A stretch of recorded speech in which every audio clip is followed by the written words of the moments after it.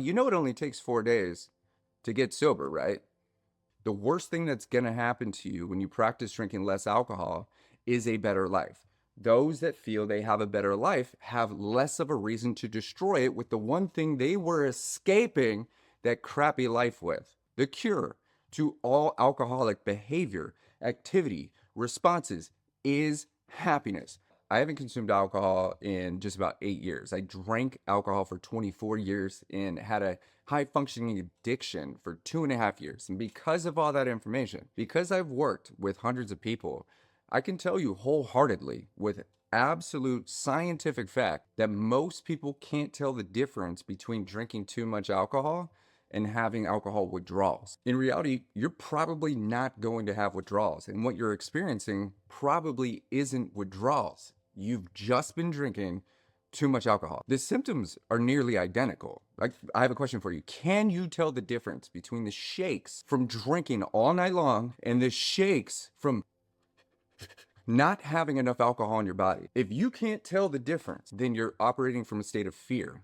Somebody somewhere, a movie or a book or a person that you trust, or even the alcohol itself, has somehow convinced you that because you're having a neurological, physiological, biochemical response to consuming a literal carcinogen that causes 7 types of cancer, a neurotoxin that is infusing itself into every single cell of your body, a literal poison that destroys 3.5 million people every single year. If you can't tell the difference between drinking too much poison and being physically addicted to it and needing it to function, you're probably not going to have the withdrawals that you're expecting. And if you are having those withdrawals, there's tons of stuff that you can do to move through them. You can't control withdrawal. Alcohol is, when you become dependent on it, when you're labeled an addict or you start calling yourself an alcoholic, I want you to think of alcohol as like a fuel. Think of it like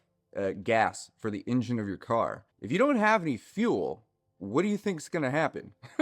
You think your engine's going to start up? Nope. It's going to stutter. It does not have the fuel source.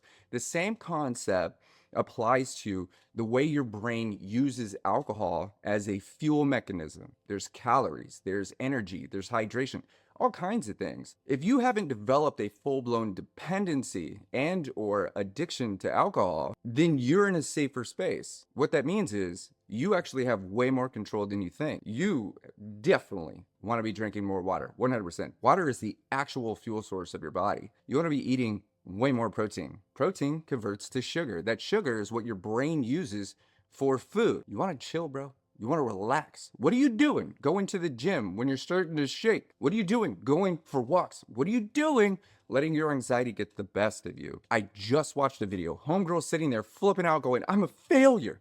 I can't, it's only day 3. You mean the worst day of the 4 days that it takes to get sober? You mean the last day that alcohol is really going to be in your body? You know it only takes 4 days to get sober, right? It doesn't take years. It doesn't even take months. Sober means there's no alcohol in your body, not under the influence of alcohol.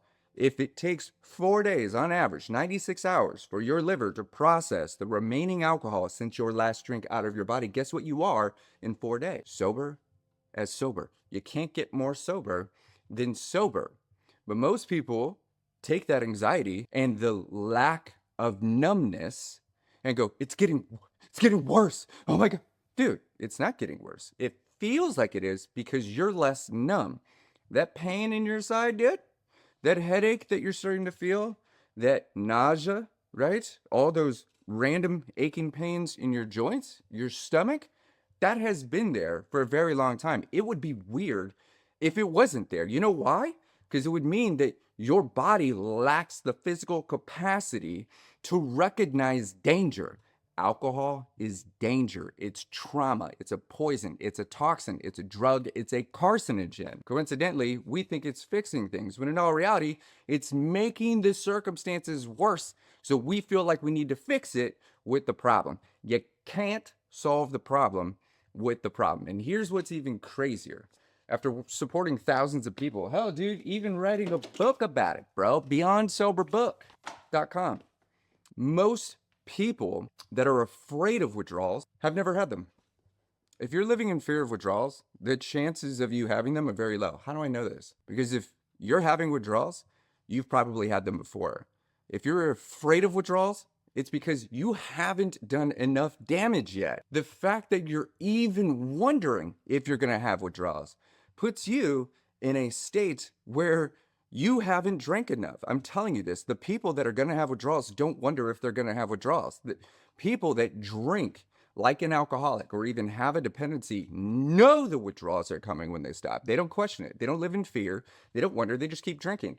They've already set up a lifestyle where they could not just manage their symptoms with one more drink, but they know what to expect, when it's going to show up, how it's going to show up. They've planned weeks in advance for events to make sure that they have the appropriate amount of alcohol in their brain and body and environment so they could get to that event or get to that function and still be able to operate like a regular human being. The fear of withdrawals is what exacerbates the symptoms of withdrawal. Imagine that anxiety with a little less fear. Would you still shake as much? No.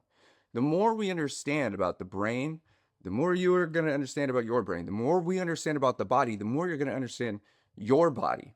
The more you understand energy, the more you're going to understand your energy. When you understand these things, you are in a position to control your intake, control your drinking. The point here isn't to quit. That's the inevitable result of you even pretending like you matter. Pretend like you care about yourself for a few days. See what happens. People that care about themselves drink water, move a little bit less, right? They relax, they take care of themselves, they eat better foods, and guess what happens? They also, coincidentally, move away from anything that's considered toxic. What is the most toxic thing in your life that you're afraid of? The alcohol. Happy, healthy people, or even people who are pretending to be happy and or healthy, don't drink poison. The cure to all alcoholic behavior, activity, responses is happiness. But we have to pretend, at least for a few days, like we're working on those things. Work on your health a little bit, see what happens. So if you or someone you know is struggling, you're thinking that maybe one more drink and it won't be so bad.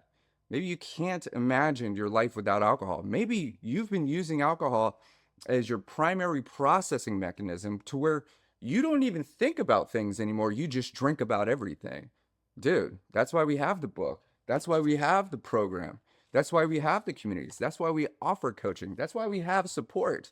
The best of us have been through the worst of withdrawals. As an ex-alcoholic that drank 30 shots a day and needed it to live, my heart stopped, my liver failed, seizures got me, dude. Ascites, esophageal varices, veins burst in my throat.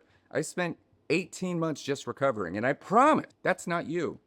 Because if it is you, why aren't you listening to your doctors and you're scrolling on TikTok? I promise you, you're doing better than you think. So don't be afraid to check my page, check the site, grab the book, get involved, take one step towards pretending like you care about yourself. And the inevitable result is a life that you would never jeopardize with the poison you're attempting to escape from.